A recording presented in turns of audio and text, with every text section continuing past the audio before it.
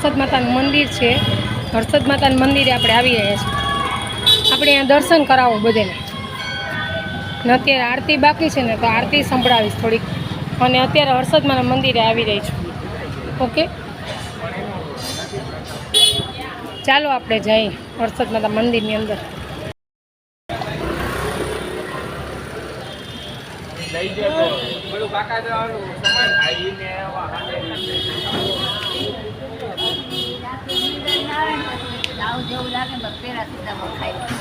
મંદિરની અંદર અત્યારે જો મંદિરની આરતી ચાલુ થાય છે.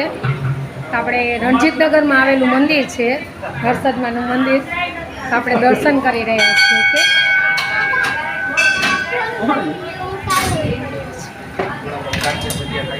હર્ષદમાનું મંદિર છે, તો આપણે એના દર્શન કરીએ. ઓકે, હા, આપણે એના દર્શન.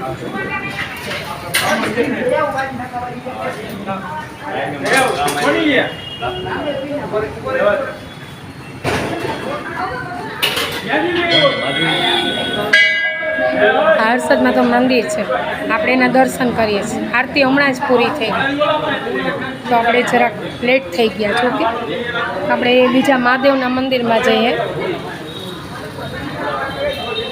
મહાદેવનું મંદિર જો કેવું સરસ છે, એકદમ મસ્ત.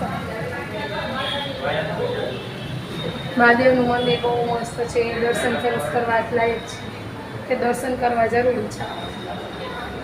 મહાદેવનું મંદિર બહુ મસ્ત રહેલું છે, શણગારેલું છે. કેવું મસ્ત છે મહાદેવનું મંદિર. સરસ દીવાથી ઝગમગતું છે. દેવડાની આરતી થઈ ગયેલ છે, દેવડા ચાલુ છે.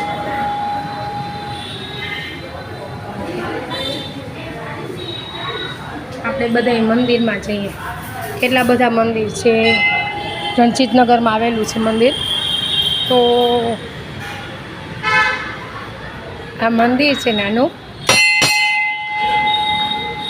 શંકર પાર્વતીનું. નાગેશ્વર નમઃ. આપણે બીજા મંદિરે જઈએ. કેટલું મોટું મંદિર છે.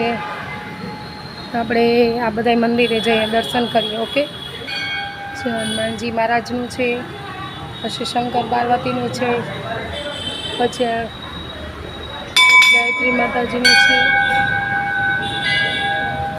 અને આ મહાકાળી માનું છે. કાલ ભૈરવાય નમઃ. કાલ ભૈરવાય નમઃનું મંદિર છે. પછી આ બીજું બટુક ભૈરવાય નમઃ છે. બટુક ભૈરવાય નમઃનું મંદિર છે. આપણે દર્શન કરાવું છું. કે તો આપણે બહુ મહિમા છે. આપણે રણજીતનગરમાં આવેલું છે, હુડકામાં. બહુ મંદિરે દર્શન થાય છે સરસ મજાના. આરતી સરસ થાય છે. પછી બધા આરતીમાં બહુ આવે છે. મહાદેવનો વધારે મહિમા છે. શ્રાવણ મહિનો છે, શ્રાવણ મહિનામાં વધારે ભગવાનનો મહિમા વધારે છે.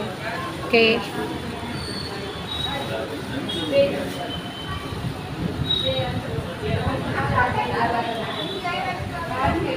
જય શ્રી કૃષ્ણ બધાને. જય શ્રી કૃષ્ણ.